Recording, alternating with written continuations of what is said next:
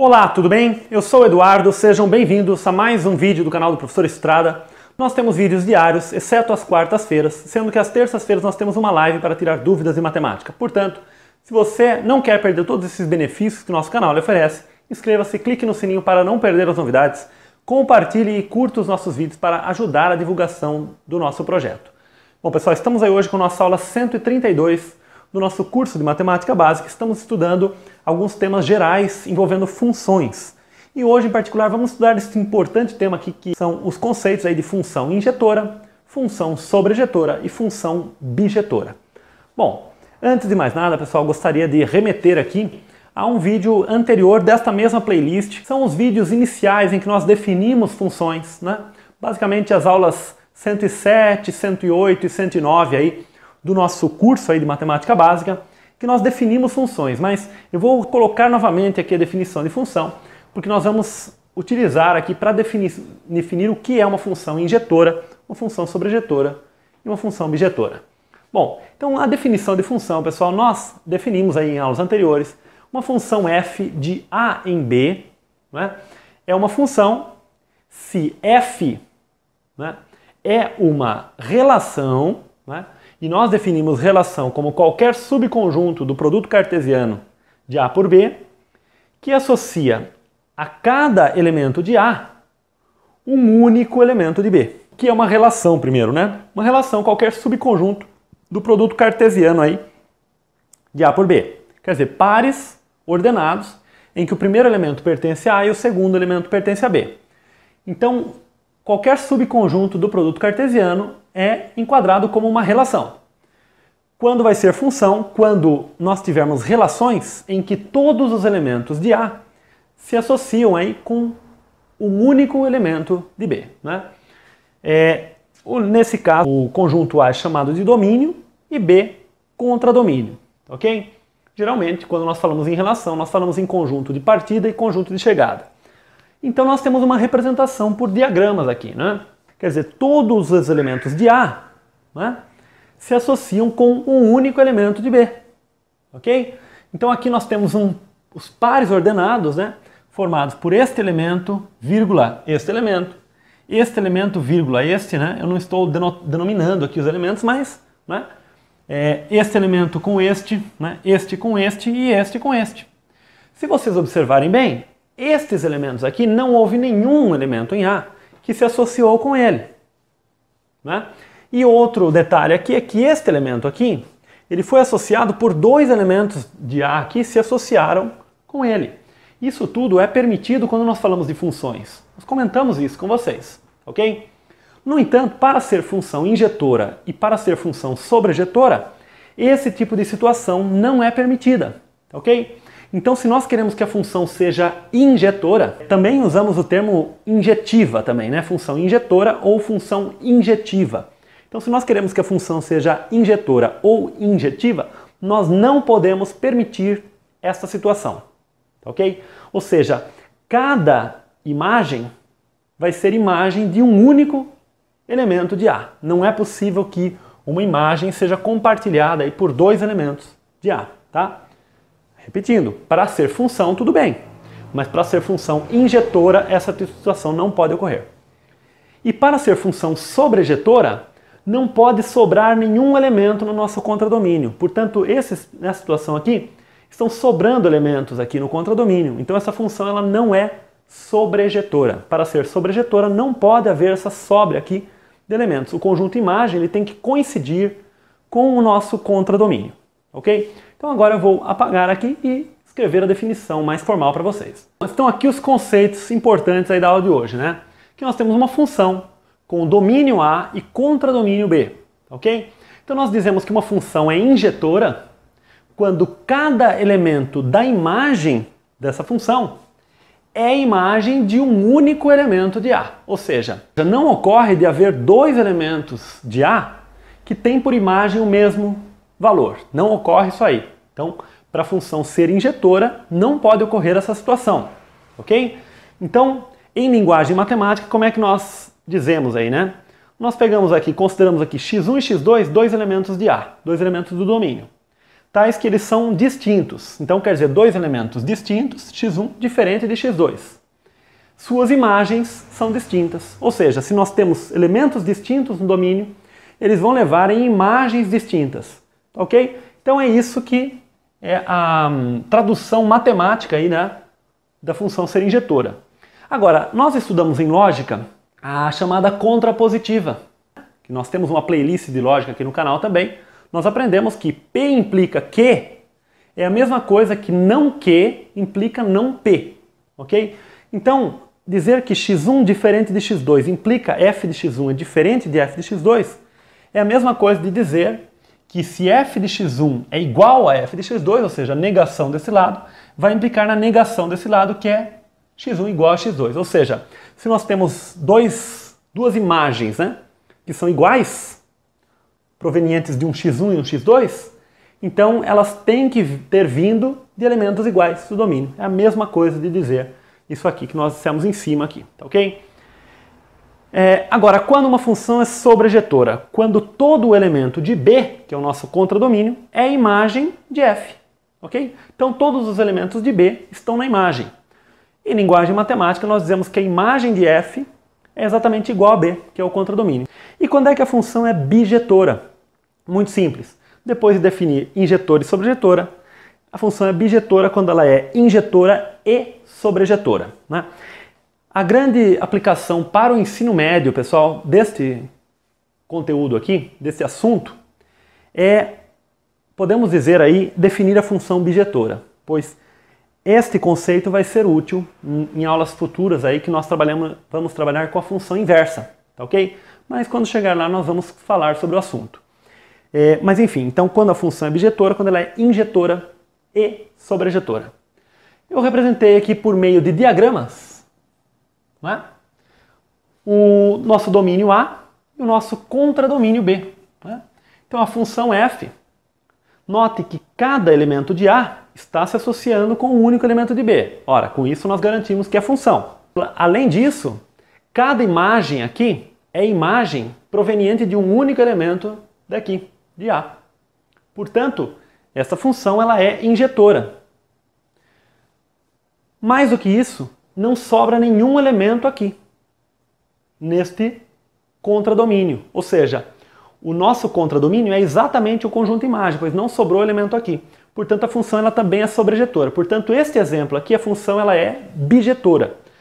Bom, como é que nós poderíamos transformar essa função numa função que é apenas injetora, mas não é sobrejetora? Basta que nós imaginemos aqui mais elementos no nosso contradomínio, né?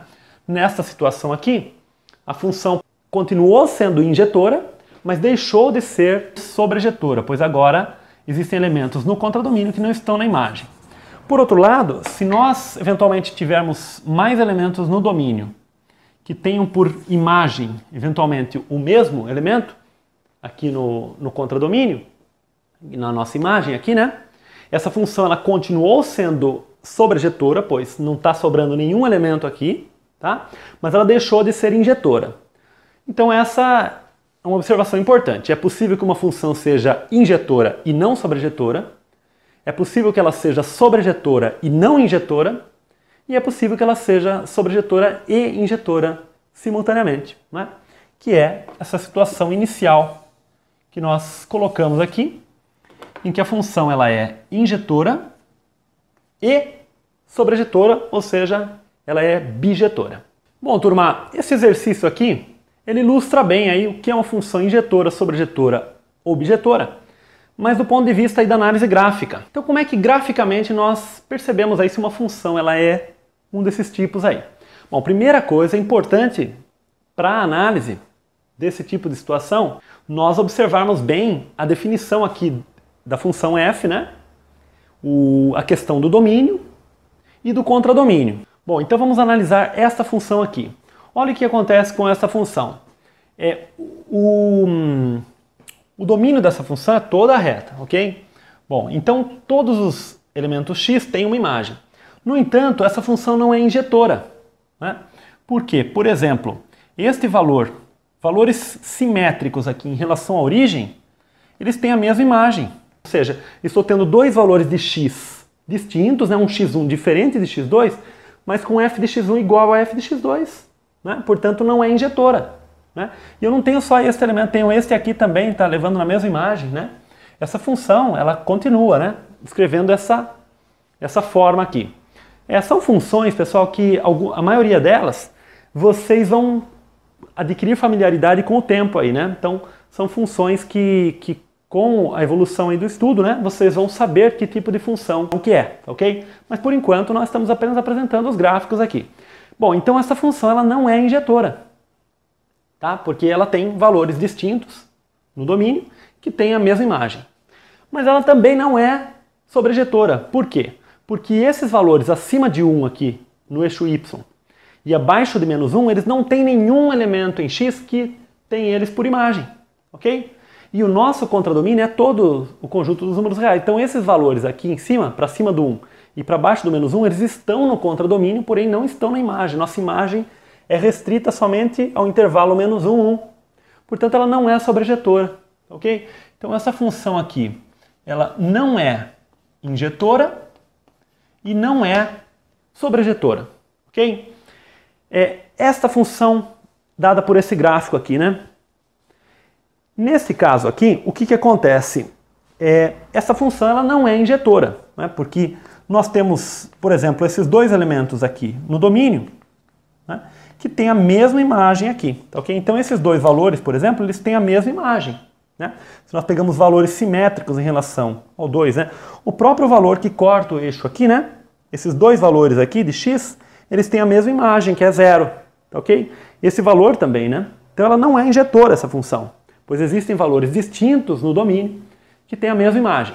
Por aí, nós já percebemos uma coisa interessante, que as funções do segundo grau, quando nós definimos em todo o domínio dos reais, elas não são injetoras, porque o gráfico da função do segundo grau é uma parábola, né? Então nós sempre temos valores que têm a mesma imagem.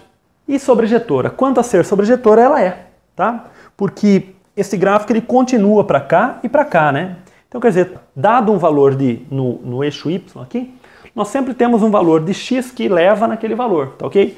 Porque esse gráfico ele continua para baixo e para cima lá, ok?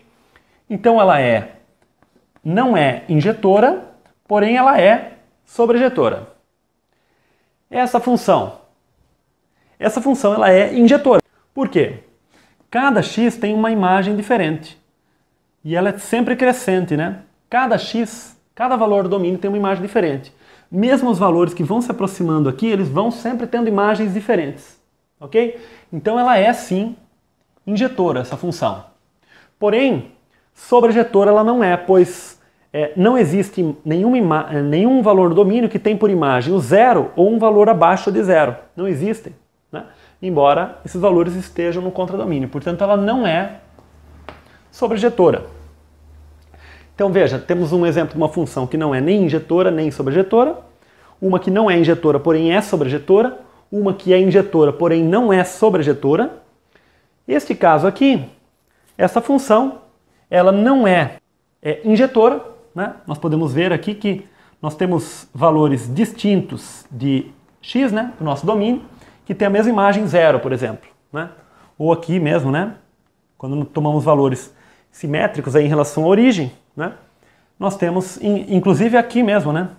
Quando tomamos valores maiores aqui do que um certo valor, todos eles têm por imagem o 1. Então ela não é injetora, pois nós temos vários valores distintos no domínio que têm a mesma imagem.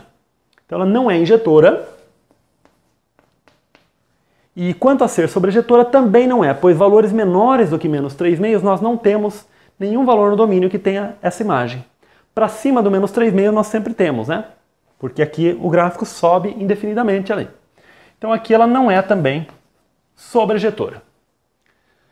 Nesse caso aqui, a função não é sobrejetora devido a esse trecho aqui, pois todos esses valores aqui no domínio têm a mesma imagem 2, né? Então temos valores distintos que têm a mesma imagem. Portanto, essa função ela não é injetora devido a este pedaço aqui, ok? Porém, ela é sobrejetora, porque essa parte ela cresce indefinidamente e para baixo também vai indefinidamente, né? Então ela é, sim, sobrejetora. E esta função aqui, ela é injetora, sim, né? Pois para valores distintos aqui no nosso domínio, nós temos imagens distintas, né? Ou então, né, reciprocamente, se nós temos imagens iguais, o valor que provém do domínio é igual, né?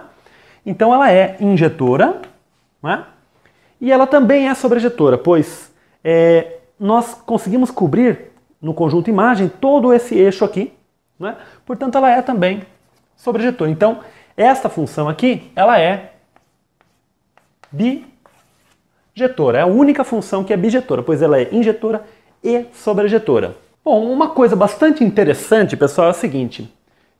Toda função, se nós fizermos algumas alterações aí no nosso domínio e no nosso conjunto, no contradomínio, nós podemos transformá-la em injetora ou em sobrejetora. Na realidade, a sobrejetividade, né, o fato da função ser sobrejetora, está ligado ao nosso contradomínio. Então, nós mexendo no contradomínio, nós conseguimos transformar a função em sobrejetora. E a injetividade, né, o fato dela ser injetora, está ligado ao domínio. Né? Então, se nós mexemos no nosso domínio, nós conseguimos transformar essa função em injetora. Ok? Então, quer dizer, se nós mexemos no domínio e no contradomínio, nós conseguimos transformar essa função em bijetora, na verdade. Ok? Então, nós sempre conseguimos fazer isso, mesmo que nós temos que cair aí no caso de uma função com o domínio formado por um único elemento, por exemplo, né? E o contradomínio, consequentemente, formado por um único elemento, né? Nesse caso extremo, por exemplo. Né? Então nós sempre conseguimos fazer isso. Vamos exemplificar aqui. Por exemplo, esta função. O que é que nós podemos fazer aqui para transformá-la em sobrejetora? Bom, o problema que está acontecendo aqui com essa função é acima do 1 e abaixo do menos 1. Então, se nós restringirmos o nosso contradomínio somente ao intervalo menos 1, 1, e aí sim o nosso contradomínio vai ser igual ao conjunto imagem. Aí ela vai se transformar em sobrejetora. Mas aí nós temos que mexer aqui. E para ela ser injetora? Bom, para ser injetora, por exemplo, nós podemos restringir o nosso domínio, né? O nosso domínio ao intervalo que vai do 0 até este ponto, por exemplo. Né? Do 0 até este ponto, do 0 até este ponto. Né? Se for só do 0 até este ponto aqui, né? Então nós temos uma função injetora. Então veja, restringindo o domínio, nós conseguimos transformar a função em injetora. Nesse caso aqui, qual é o problema? Ela não é injetora. Né? Por que ela não é injetora? Por causa dessa parte aqui. Então se eventualmente nós restringirmos o domínio somente do 2 para frente, por exemplo, né? Nós transformamos essa função em injetora. Agora note um detalhe interessante, né? Se nós fizermos isso, nós transformamos a função em injetora, restringindo o domínio só do 2 para frente. No entanto, nós perdemos a sobrejetividade dela, porque o que dava a sobrejetividade dela era essa parte aqui. Então aí, para continuar tornando essa função sobrejetora, nós temos que mexer também no conjunto, no contradomínio daí. Né? Nós temos que deixar o contradomínio também limitado a essa parte aqui. Né? Somente a essa parte, tá ok? Então, às vezes, quando nós fazemos essa transformação, nós perdemos uma das características. Então, quando nós, eventualmente esta aqui, por exemplo, para nós tornarmos essa função injetora, nós perdemos a sobrejetividade. Então, nós temos que mexer também no contradomínio. Nesse caso aqui, ela não é sobrejetora, porque nós temos essa parte.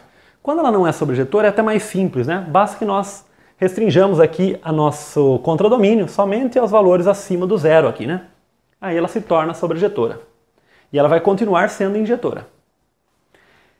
Nesse caso aqui, ela não é nem injetora nem sobrejetora. Então, para transformá-la em injetora, por exemplo, podemos restringir somente até o 0. Pegar somente esse trecho. Né? E para transformá-la em sobrejetora, restringimos aqui o nosso contradomínio. Né? Nesse caso aqui, o problema é esse trecho. Né? Então, nós podemos considerar o domínio somente para frente do 2, por exemplo. Tornamos essa função injetora, mas perdemos a sobrejetividade. Então nós temos que mexer também no nosso contradomínio daí. Né? E essa aqui ela já é as duas características. Se nós alterarmos alguma propriedade aqui, neste aqui, aí nós perdemos a injetividade ou a sobrejetividade. Tá? Então esse é um ponto muito interessante. Nós sempre, por isso que é importante quando nós damos a expressão de uma função, a lei de formação, é muito importante fornecer o domínio e o contradomínio, porque ligado a eles é que vai estar a questão da injetividade, da subjetividade, isso é muito importante, né? Então, por isso que é errado, né? Nós dizermos, por exemplo, a função f de x igual a tanto, né? Não é correto, sempre é importante nós frisarmos aqui quem é o domínio e quem é o contradomínio da função.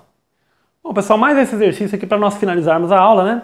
Verificar se essa função f aqui, com domínio e contradomínio real, é injetora, sobrejetora ou bijetora. Bom, pessoal, uma coisa que é muito interessante nós comentarmos em matemática, eu não comentei com vocês ainda, mas é muito interessante, é o seguinte. Quando nós temos que, em matemática, demonstrar um resultado, mostrar um resultado, nós temos duas possibilidades. Quer dizer, na realidade nós temos até mais possibilidades, mas diante de resultados relativamente recentes que nós temos aí dentro da matemática. Mas, grosso modo, se a gente pensar do ponto de vista da lógica mais clássica, digamos assim, nós temos duas possibilidades. Ou esse resultado que nós estamos querendo mostrar, ele é verdadeiro ou ele é falso. Se nós pensarmos na realidade, nós temos outras possibilidades, tá? Nós temos resultados que não são nem verdadeiros nem falsos, temos resultados que acabam entrando num certo conflito com essa premissa básica aí, tá? Mas, enfim, para o nosso nível de estudo, é razoável nós supormos aí. Um resultado é verdadeiro ou falso, tá? Então, se ele é verdadeiro, nós temos que demonstrar a veracidade. E se ele é falso, nós temos que demonstrar a falsidade. Uma coisa que geralmente é mais fácil é mostrar que algo é falso, né? Mostrar que algo é verdadeiro subentende mostrar que aquilo vale em todas as situações possíveis, tá? Então subentende aí um raciocínio mais geral, um raciocínio mais generalizado, mais genérico, e é mais difícil ter um raciocínio mais geral, mais abstrato. Quando nós temos que mostrar a falsidade, acaba ficando mais simples, pois muitas vezes um contra-exemplo, né, já acaba mostrando que algo é falso. Então, quando nós temos que mostrar que algo não é verdadeiro, é mais fácil, tá? Então, por exemplo, nós temos esse caso aqui desse item B, né? Por exemplo, essa função, será que ela é injetora ou ela é sobrejetora? Veja, se nós calcularmos aqui f de 1, quanto é que vai dar f de 1? 1 ao quadrado mais 1, e isso dá 2. Por outro lado, quanto que é f de menos 1? Ora, menos 1 ao quadrado mais 1, e isso também dá 2, porque é 1 mais 1. Né? Então nós temos dois elementos distintos no domínio que têm a mesma imagem. Portanto, ela não é... Então veja, nós demonstramos que ela não é injetora. Como? Através da construção de um contra-exemplo. Nós construímos um exemplo de dois valores que têm a mesma imagem, dois valores distintos que têm a mesma imagem. Pronto, é uma demonstração. Agora, caso ela seja injetora, né, e esta função aqui ela é injetora, então para nós demonstrarmos acaba sendo um pouquinho mais complicado, né, do que simplesmente mostrarmos aquilo ali. Nesse caso nem é tão complicado assim, mas para o nível de ensino médio, pessoal, nós acabamos não trabalhando tanto com esse tipo de demonstração. Embora ela seja simples, né, nós não trabalhamos. E também em demonstrações com relação à sobrejetividade, para mostrar que uma função é sobrejetora. Mas basicamente, como é que nós mostramos que uma função é injetora? Nós mostramos que, dados dois elementos distintos aqui, eles têm, por imagem, valores distintos também. Ok? Ou então, quando nós temos duas imagens iguais, elas provêm de valores iguais no nosso domínio. Eu vou exemplificar para vocês, nesse caso aqui, essa demonstração, tá? Mas isso aqui, fiquem tranquilos que isso não é muito cobrado, não é, né? Principalmente em nível de ensino médio aí, tá ok? Mas é interessante vocês perceberem porque não é difícil na verdade. Então o que nós fazemos? Nós supomos aí x1 e x2 no nosso domínio, tá? No nosso domínio que é real. E nós impomos a condição que f de x1 seja igual a f de x2. Ora, mas f de x1 é menos 2 vezes x1 mais 1, e f de x2 é menos 2 x2 mais 1. Agora o que acontece? Esse 1 cancela com este 1, Então nós ficamos menos 2x1 igual a menos 2x2, e daqui vem x1 igual a x2. Né? Portanto, nós partimos de duas imagens iguais, e nós provamos que os valores x1 e x2 são iguais. Isto mostra que a função ela é injetora. Isso aqui demonstra que a função é injetora. Isso aqui é uma demonstração, tá ok? Então veja que não foi só nós construirmos um exemplo tal que satisfizesse aí o fato da função ser injetora. Nós tivemos que demonstrar de uma maneira mais ampla aí, né? Agora, para mostrar que uma função ela é sobrejetora, demanda um raciocínio um pouquinho mais apurado, que eu vou preferir não trabalhar com vocês, tá? Mas nós teríamos que ter um raciocínio também no seguinte sentido: nós temos que tomar um elemento arbitrário aqui no nosso contradomínio e mostrar que existe um elemento no domínio que tem por imagem aquele valor arbitrário. E esta função aqui ela também será sobrejetora. Portanto, essa função será bijetora. Por outro lado, esta função não será sobrejetora. Então, ela não será injetora e nem sobrejetora. Então, esta função aqui ela é injetora e é também sobrejetora. E esta aqui não é injetora e também não é sobrejetora. E aqui, novamente, né? O fato de não ser sobrejetora facilita a demonstração. Bom, como é que nós mostramos aí que uma função não é sobrejetora, né? Nós construímos um contra-exemplo. Por exemplo, será que existe algum x tal que f de x, por exemplo, é igual a zero? Será que existe? Bom, se ela fosse sobrejetora, teria que existir, porque o zero está no contradomínio, teria que existir um x que tivesse por imagem o zero. Ora, mas f de x igual a zero implica x² mais 1 igual a zero. E aqui nós temos que x² é igual a menos 1. Ora, um número ao quadrado dando negativo, isso aqui dentro dos reais não faz sentido. Então nós não temos um valor real para isso aqui. Então esta função ela não é sobrejetora, porque não existe um x tal que x² igual a menos 1. Isso dentro dos números reais. Né? Então ela não é sobrejetora. Então veja, nós conseguimos mostrar que a função não é nem injetora nem sobrejetora somente através de contra-exemplos. Tá ok? Mas vocês devem estar se perguntando, mas com relação a mostrar que uma função é sobrejetora, o professor não está querendo trabalhar com a gente aí essa questão aí. Né? Como é que mostra isso aí? Como é que nós vamos trabalhar então? Ora, em nível de ensino médio, muito simples. Vamos trabalhar da maneira que nós trabalhamos no exercício anterior, através da análise gráfica. Muito simples. Então nós temos este gráfico aqui, da função f de x igual a menos 2x mais 1. Já vou fazer direto aqui o gráfico, né? O coeficiente linear é 1 e o angular é menos 2. Então nós temos um gráfico mais ou menos desse tipo aqui. Então aqui nós temos o 1, aqui nós temos o meio, né? E aqui a origem. Veja, então aqui claramente nós vemos que a função é injetora, pois para cada x, né, nós temos uma imagem diferente. E ela é sobrejetora também porque todos os elementos do nosso contradomínio, que é o conjunto dos reais, tem alguém no domínio que tem esse elemento por imagem, tá ok? Então veja, pela análise gráfica nós concluímos que a função é injetora e sobrejetora. Nesse caso aqui também é a mesma coisa, né? Quando nós temos esta função aqui, isso aqui é uma parábola, né? Se nós fizermos o esboço aí dessa parábola, o delta vai dar negativo e o 1, né, é o ponto em que corta o eixo aqui das ordenadas, né?